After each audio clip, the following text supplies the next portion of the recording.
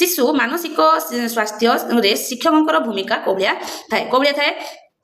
fast जानवा केवल पाठ्यक्रम समाप्ति करवा शिक्षक एटा करबनी शिशुर समस्या कोन देखा करबो ये भी करबनी केवल मेधावी शिक्षक जो छात्री को ध्यान देवा सी भी हेबनी कोन करबो शिक्षक पिलाटीर आवेगिक और मानसिक आवश्यकता को चिन्हट करी सहायता प्रदान करबो एटा शिक्षक को काम शिक्षा शिशु मानकर मागणा और बाध्यतामूलक अधिवेशन 2009 बा आरटीआई एक्ट 2009 केउ बयसर पिला मानक पई लागू होते केते 6 रु 14 वर्ष जति तमर दिथेता सीडब्ल्यूएसएन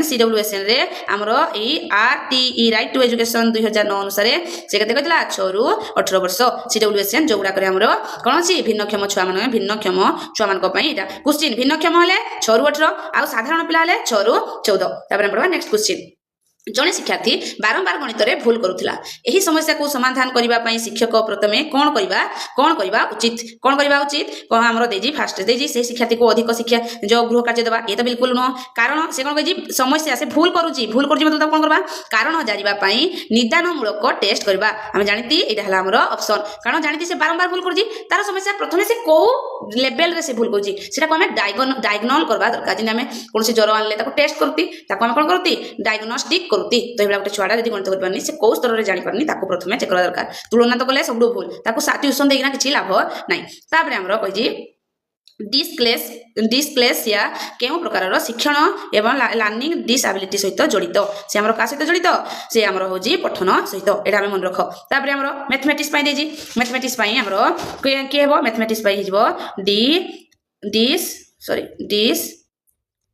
कालकुलिया राइटिंग पई के हेबो डिस्ग्राफिया आउ हमरो जी कोइ बाक समस्या पई बा स्पीकिंग पई ये भी हमरो कोन हबो डिस्फेरिया डिस्प्राक्सिया एति कोन को मन रखाव पड़बो रीडिंग पई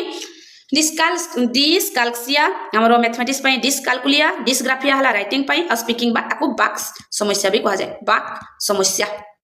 एटा मन रखा पड़ो ये लर्निंग डिसेबिलिटी श्रेणी गृह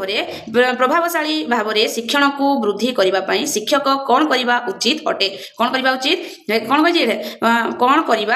अटे आम ऑप्शन कौन दे फास्ट ना 1 नंबर ऑप्शन दे केवल पाठ्यपुस्तक उपर निर्भर करवा ये तो बिल्कुल भूल शिक्षार्थी छात्र मान परस्पर सह प्रतिद्वंदिता करने भूल शिक्षण में कौन भूल को सह्य न कर ये भी भूल कौन करवा जदि प्रभावशाली भाव में शिक्षण को वृद्धि करार अच्छी प्रश्न पचारिबा और आलोचना करने को प्रोत्साहित करवा और एक सुरक्षित और प्रोत्साहित परिवेश तैयारी करबा तापरे आंतर्जातिक प्रेरण बा हमरो मोटिवेशन आंतर्जातिक मोटिवेशन